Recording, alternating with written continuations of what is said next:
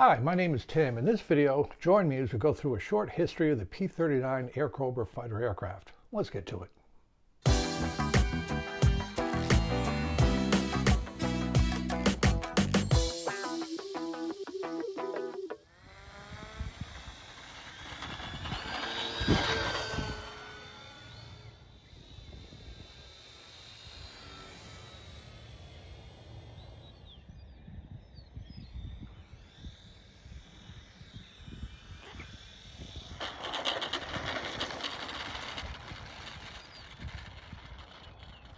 Recently, the folks at FMS sent me this P-39 Cobra 2 for review.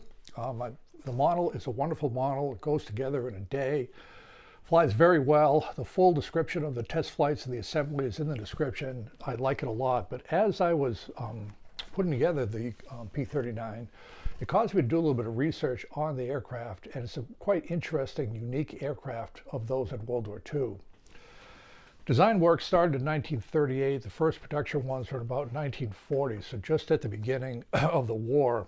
And what makes the P-39 unique is the fact that you can see the exhaust here. The engine is located behind the pilot, who's located here.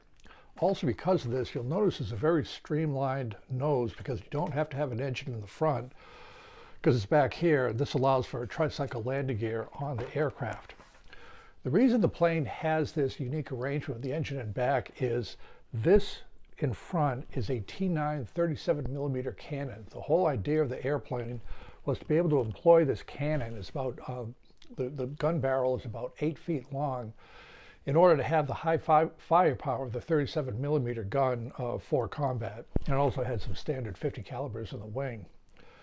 The problem is, to accommodate this gun, you couldn't put it between an engine. It had to fire through the center of the airplane, so they actually arranged it so that the gun barrel is through the center line of the drive shaft for the engine.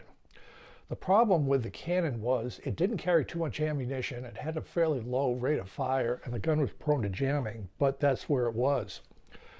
Because of the design requirements for the gun and the aft engine, there was no fuel tank in the fuselage. All the fuel was carried in the wing. That meant that the plane had a quite limited range due to that.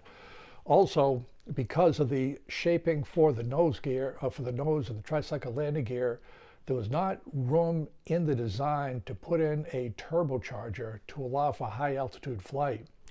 Turbochargers are essential for piston-powered flights above about 15,000 feet.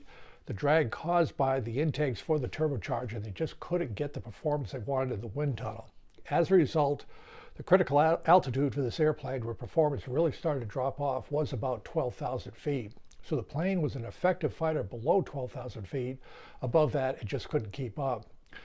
As most of the fighting was above those altitudes, 15,000 feet and above in the European theater, it just was not used in the European theater.